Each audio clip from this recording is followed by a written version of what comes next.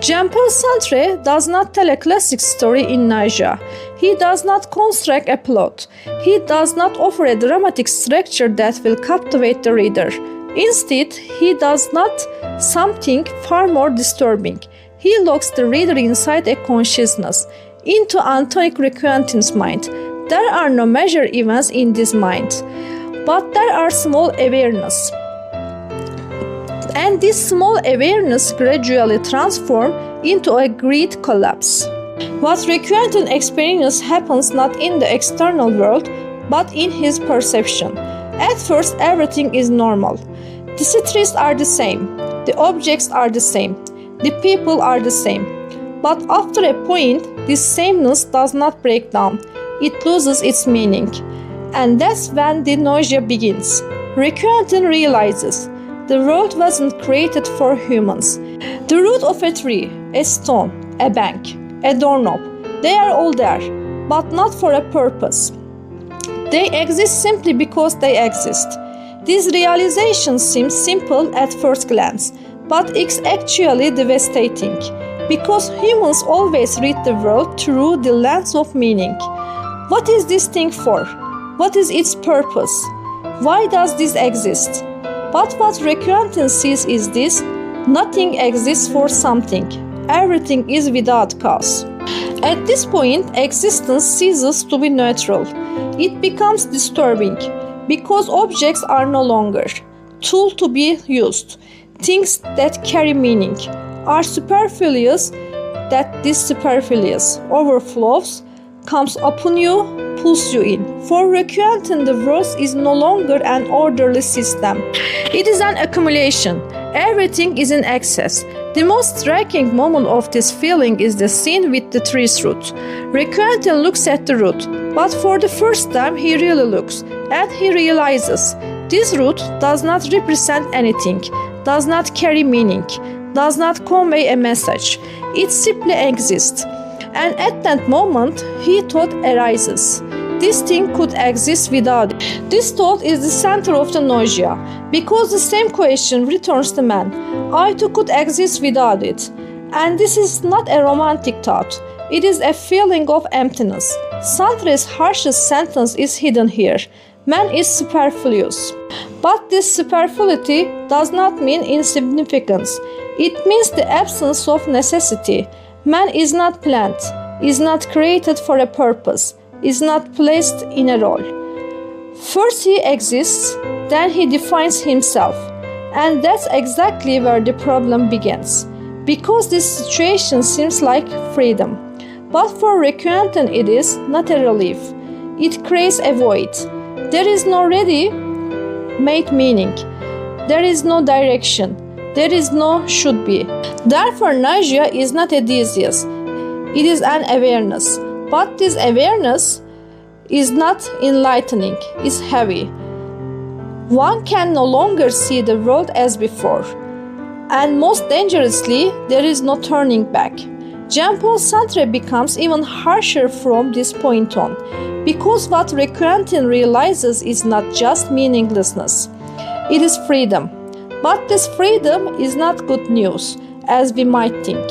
People generally think of freedom as doing what you want, having the right to choose, directing your own life. But Sartre's freedom is completely different. This freedom means nothing determines you. This seems like a powerful statement at first glance, but it is actually destructive, because it means nothing tells you what to do. There is no essence that limits you. There is no ready-made meaning that directs you. In other words, everything is up to you. Requentin realizes at this point nothing is natural anymore. He doesn't have to do anything, but he can choose not to do anything either, because even not doing something is a choice. Herein lies the heaviest aspect of freedom. You can't escape. You have to choose, and you have to take responsibility for your choice. This responsibility is non-transferable. Requentin first tries to escape this. He takes refuge in the past. He tries to write a biography. He examines the life of an aristocrat. He tries to find meaning there, but he realizes that life too has been made meaningful later. It is a narrative, not reality. Then he understands even story is an escape. Man tells not what he lived, but what he gave meaning to after he lived it. Therefore, the past is not a reality, it becomes a fiction. This awareness leaves Requentin completely defenseless, because now there is no past, there is no ready meaning, there is no direction, only freedom exists. But this freedom is not light, is overwhelming, because everything rests on his shoulders. Sartre says something very harsh here. Man is condemned to be free. Requentin feels this condemnation. Whatever he does is a choice. Whatever he doesn't do is still a choice. And he cannot escape this cycle.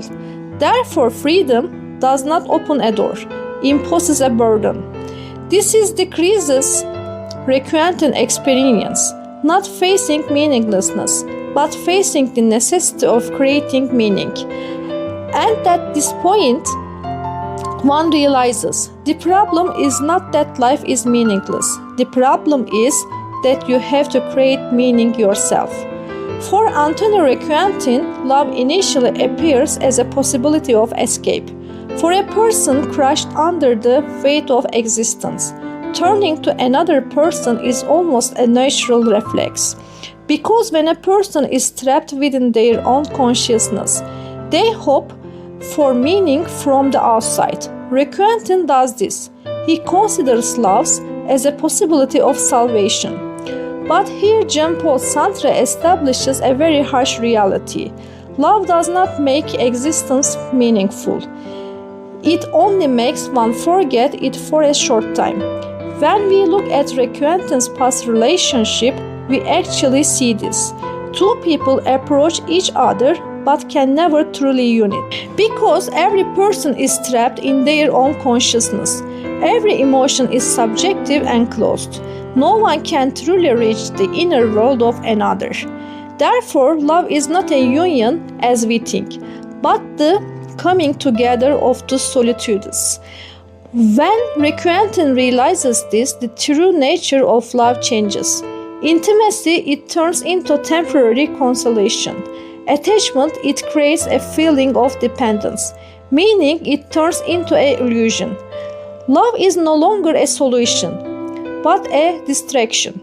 More importantly, there is a hidden contradiction within love. A person wants the person they love to be free, but at the same time they want them to belong to them.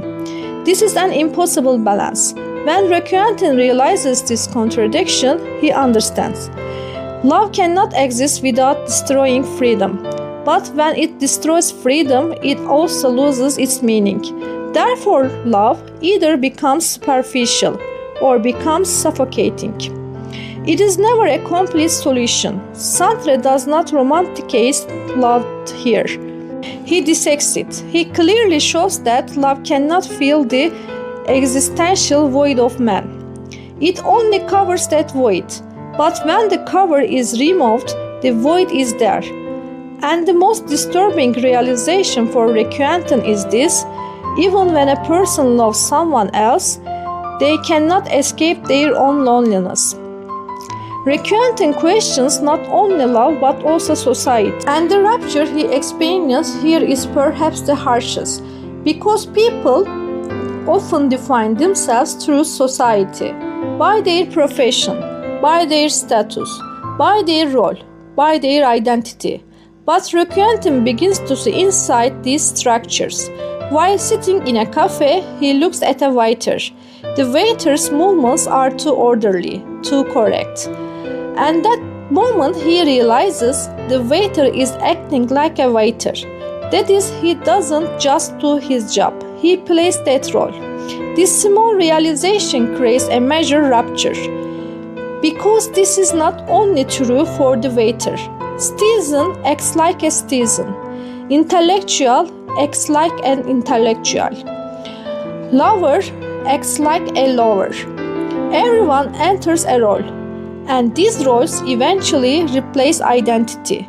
What Sartre points out here is this: people are not what they are what they pretend to be. This disturbs Quentin because it means the absence of authenticity. Society turns into a theater, and everyone is an actor. But no one can leave this stage. Quentin's nausea depends here, because he now feels that not only things but also people are superfluous. People make unnecessary movements, speak unnecessary sentences, play unnecessary roles. And all this is to cover up the meaninglessness of existence. But Quentin now sees this. And after seeing it, there is no turning back.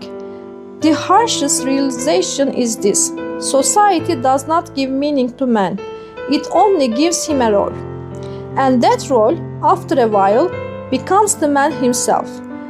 But this is a false identity. Quentin can no longer participate in this game, because he is aware of the game.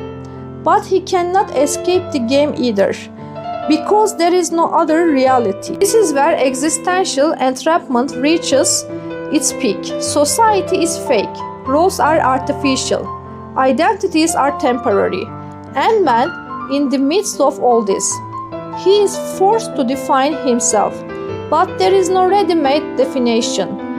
Therefore, what Quentin experienced is not just a thought, but a complete collapse. Because when a person separates himself from the roles he plays, what remains?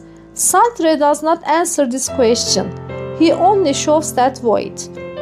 And that void is the darkest point of nausea. For Antonio Quentin, one of the most shocking ruptures is the disintegration of this relationship, not only with the now, but with time itself. Normally, people live within time. They cling to the past, make sense of present, and move towards the future. But for Quentin, this threefold structure collapses, especially the past. Initially, the past seems like a safe space. People transform their lives into meaningful stories by looking at the past. This is why I became this way. This event changed me. Everything connects to something. But Jean-Paul Sartre delivers the second blow here. The past is not meaningful while it is being lived. Meaning is added later.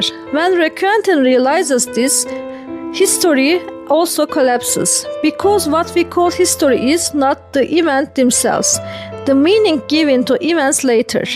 People don't live their lives, they tell their lives. And as he narrates, he organizes, selects, cleans, and adds meaning. So the past exists not as it was, exists as it is narrated.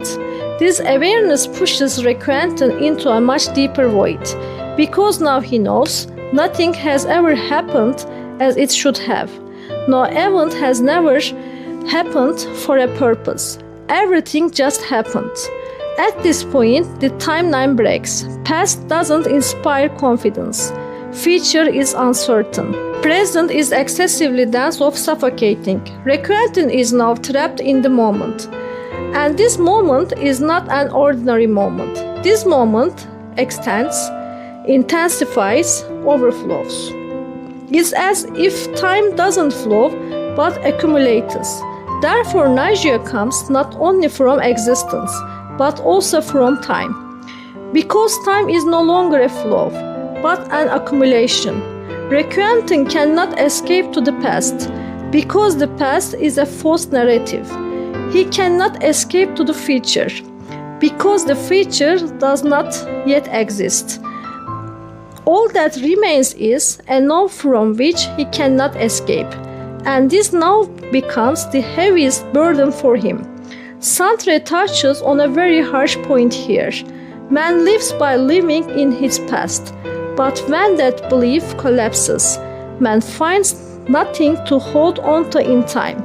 This is exactly what Quentin experienced. The meaning of time collapses, and man realizes that he exists simply because he exists. This awareness is a void that precedes freedom. At the end of the novel, Antonio Requentin is alone. But this loneliness is not an ordinary loneliness. This is not a social loneliness, not a physical isolation. This is a loneliness that comes with consciousness. Requentin has now seen things are meaningless. The past is fiction. Love is temporary. Society is fake. And most importantly, nothing can save him from this situation. At this point, the human reflects this to escape. Requentin tries this too. He tries not to think. He tries to distract himself. He looks for things to distract him. But it is too late because Sartre's harshest truth is revealed here. One cannot make one not see what one has seen once. Awareness cannot be undone. Requentin can no longer return to his old life. Objects are no longer just objects. People are no longer just people. He is no longer just himself. Everything has been revealed, and this revelation does not create a sense of freedom. On the contrary, it creates a weight, because he has no excuses anymore. He cannot say, I am like this because. He cannot say, the circumstances were such. He cannot say, I had no other choice. Everything rests on his shoulders. Therefore, loneliness is not a result here, but a necessity. A person becomes lonely when he realizes his freedom, because no one can decide for him. No one can create meaning for him. No one can carry his burden. This is the heaviest loss Requentin experiences, not the loss of meaning, but the realization that he has to create meaning himself. And this is much heavier than freedom. Sartre says something very clearly here. Freedom is not a gift. Freedom is a responsibility you cannot escape. Requentin is now faced with this reality. And the most disturbing point is this: life hasn't changed. The same streets, the same people, the same objects. But his perspective has changed. But this change is irreversible. Here lies the real tragedy of nausea. The world doesn't change, the person changes, and the changed person can no longer live in that world as before. Jean-Paul Sartre does not end nausea with a solution. He does not offer a way out. He does not comfort the reader. On the contrary, he takes everything away: the security of the past, the consolation of love, the mask of society, the ready-made meaning. And he leaves only one thing behind: freedom. But this freedom is not a gain in the usual sense. It does not give a feeling of relief. It does not open a door. It leaves a burden. Antonio Requentin now sees very clearly: nothing defines it, nothing compels it, nothing decides for it. In theory, this seems like unlimited freedom, but in practice it means everything belongs to it. What it does, what it doesn't do, what it chooses, and what they avoided. Here lies Sartre's harshest point: man is responsible not only for what he does, but also for what he chooses not to do. Therefore, freedom is not a right, a necessity. And this necessity is placed on man's shoulders. No one, God, society, morality, past, can take this burden from him. Requentin's tragedy deepens here. There is nowhere left to run. In the past, man could deceive himself. That is just how things were. I had no other choice. Everyone does it. But now all these sentences have collapsed, because now he knows everything is a choice, and even not making a choice is a choice. At this point, Sartre doesn't ask the reader a direct question, but throughout the novel a single question grows. You are free, so what will you do? This question is not simple, because it contains the following truth. There is no ready-made meaning. There is no right path. There is no graduated choice. Man must construct meaning himself, But the most difficult part is this: no meaning he constructs is permanent. Every choice is temporary, is fragile, can be questioned again. Therefore, freedom is a process of construction, but it is also a constant destruction. Man constructs, then he questions what he has constructed, and this cycle never ends. The point Requentin reaches is not a solution, nor is it an enlightenment. It is a threshold. Now he knows this. The world is meaningless, but this does not mean that he has to live meaninglessly. There is no meaning, but meaning can be created, and this creation is necessary, is solitary, is entirely personal. Here Sartre delivers the final blow. You cannot escape freedom. You cannot escape responsibility. You cannot escape yourself. And the most disturbing truth of the novel is this: a person is shaken not when they lose their freedom, but when they realize they are free. Because at that moment they understand there is no excuse for their life. In the end, only one thing remains, a silent question. What will you do? Will you accept meaninglessness and drift along, or will you construct your own meaning even knowing it is temporary? Sartre does not answer, because there is no answer to this question. There is only responsibility, and that responsibility is now yours. If this video stayed with you somewhere, if even a single sentence made you stop and think, if it made you feel that you are not alone. To keep these kinds of videos coming, liking the video, leaving your thoughts in the comments, and sharing it is enough for us to continue this journey together. If you don't want to miss these moments of confrontation, subscribe, because this place is for those who can't run away from themselves. If you are here, it means we are asking the same questions. You can also follow me on my social media accounts. Take very good care of yourself. See you.